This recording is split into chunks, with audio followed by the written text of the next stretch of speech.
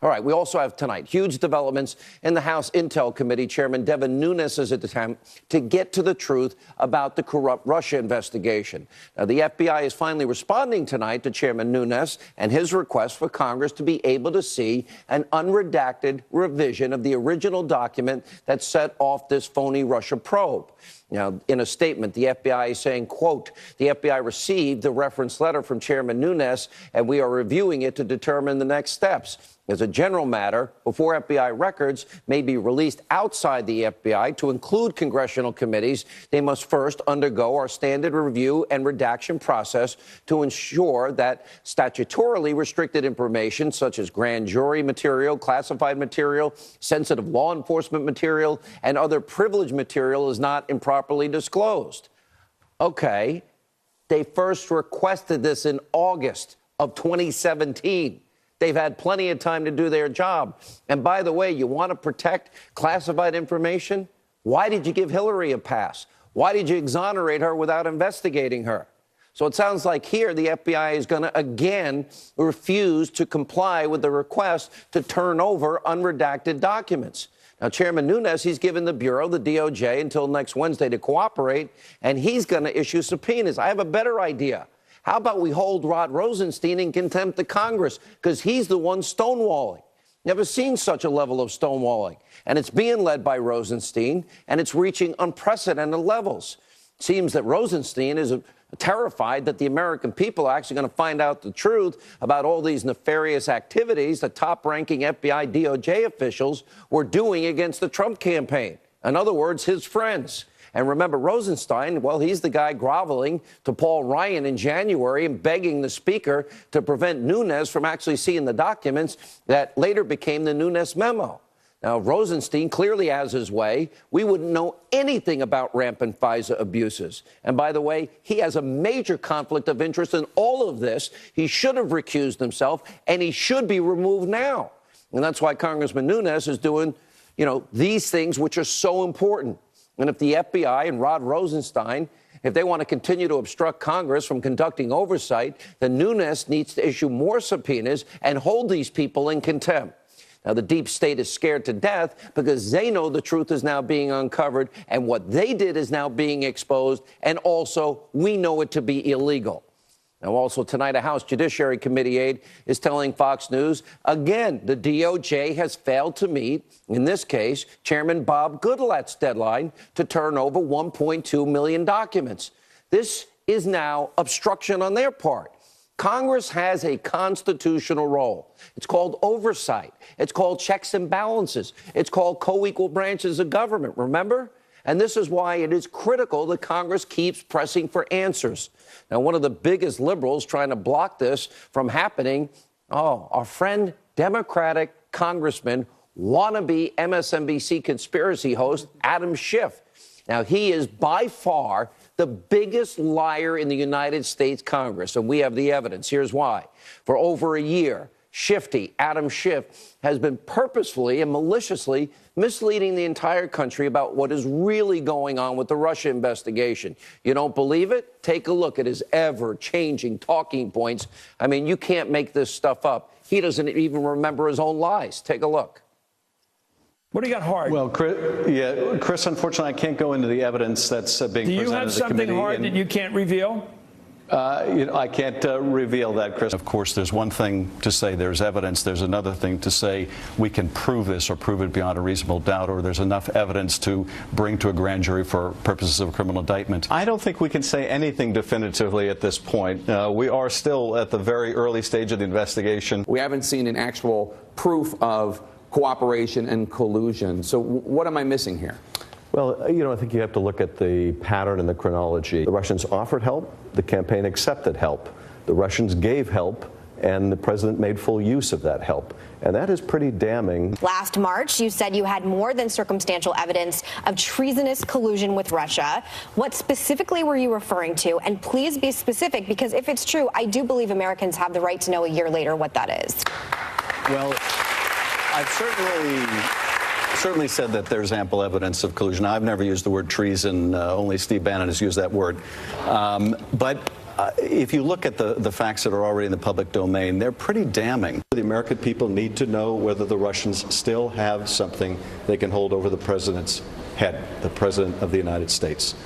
So our work is far from done. I can certainly say with confidence that there is significant evidence of collusion between the campaign and Russia. Collusion's not a crime. You're supposed to be a congressman. You're nothing but a national embarrassment. You've had 14 months. This guy is just pathetic. He can't even keep his own story straight, and he looks stupid on The View, which, by the way, is a spectacular achievement. And at this point, Congressman Schiff has zero credibility, which makes him the perfect candidate to be a contributor on Conspiracy TV, MSNBC.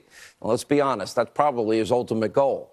Now, also tonight, Catherine Herridge. She has uncovered newly released text messages between the FBI lovebirds, professional Trump haters, Peter Strzok and Lisa Page, and they indicate that Strzok went to London in August of 2016 to interview a key witness just days after the FBI opened their Russia investigation. Interesting. He's the guy at the heart of all of this.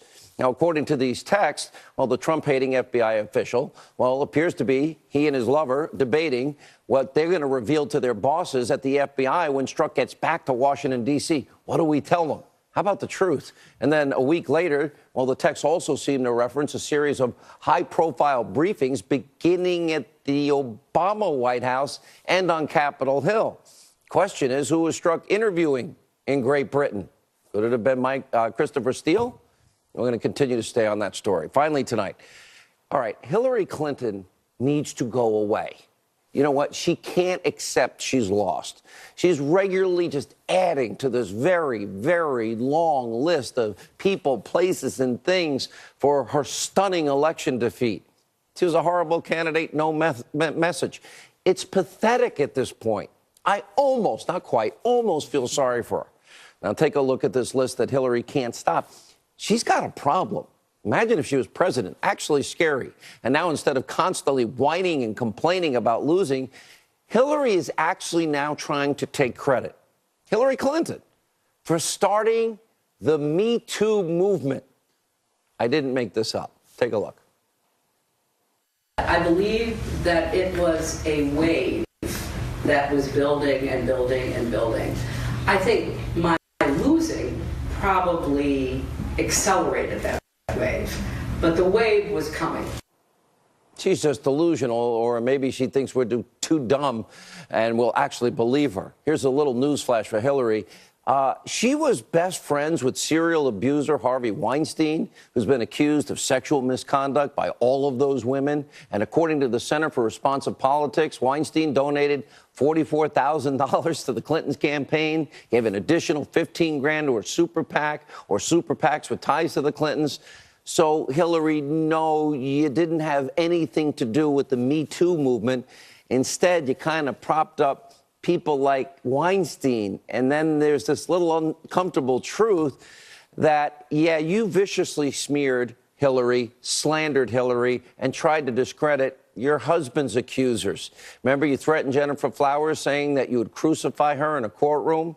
And then you claimed that Monica Lewinsky was a narcissistic Looney Tune, and then refused to deny that you said it years later in an interview with Diane Sawyer. And then, of course, you intimidated Juanita Broderick after she accused your husband of raping her in a hotel in Arkansas. And we can't forget how her family foundation took tens of millions of dollars from all these countries that abuse women. So, Hillary, we know you're bitter about what happened. Here's some free advice. Do yourself a favor. Go fishing. Stop talking. And with reaction, NRA TV contributor, former Secret Service agent Dan Bongino, author of the best-selling book, now in bookstores this week, Geraldo, The Geraldo Show, Fox News correspondent at large. You know, Geraldo, this comes down to a very fundamental issue as it relates to the president. There are people that have crossed this border, those weak borders, and have raped Americans. There are, not the majority, nobody's saying majority. I know most people want jobs and a better opportunity. I don't blame people. I've been down to the border. I've been in Mexico. And other people like Kate Steinle have been murdered. Isn't one murder, isn't one rape enough? Because the numbers of violent crimes are in the hundreds of thousands, Geraldo, over the years. First of all, Sean, we had a little earthquake here in California today, 5.3 on the Richter scale. That's because you're out there. Your opening monologue was a lot tougher than the earthquake. I also want to say before I start that I share your enthusiasm that the president's approval ratings have now ticked up, and indeed, in at least one survey, are above 50% for the first time during 51. his presidency. 51. But I do believe, and this is where I know that you and I disagree, and I disagree with, when most of the audience watching me right now will disagree. I think that this immigrant crisis is manufactured. I think is an overreaction to that so-called caravan of 1,000 that is now broken up in the southern city of Oaxaca, and they're between Oaxaca and Puebla. They're all now seeking asylum in Mexico. Let me interrupt. They're not coming this way. You've seen the tape. I've sat through a security briefing in a 7-year period of time, including murder and rape and other violent crimes, 642,000 crimes in total. You've seen me play the tape. How could you say that that's being overstated? I say it with absolute certainty. I say it that illegal immigration across the southern border is near 46-year lows. We did have a spike in March, probably having to do with the demand for agricultural workers here in the southwestern part of the country. If one woman gets raped or one Kate Steinle gets murdered, isn't that enough that we protect our family, our fellow Americans first? Sean, it absolutely is. I was listening to Mark Stein the other night, and he had a great comment.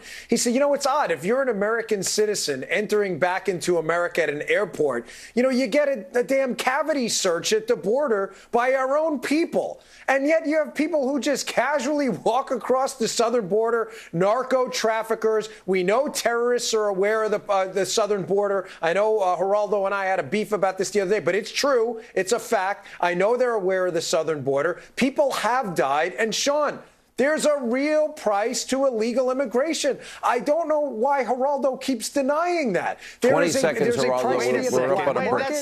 That is not fair. That is not fair. I do not deny that there is crime committed against these poor, vulnerable people coming from the South, fleeing disrupted economies, drug cartels, gangsters, murder.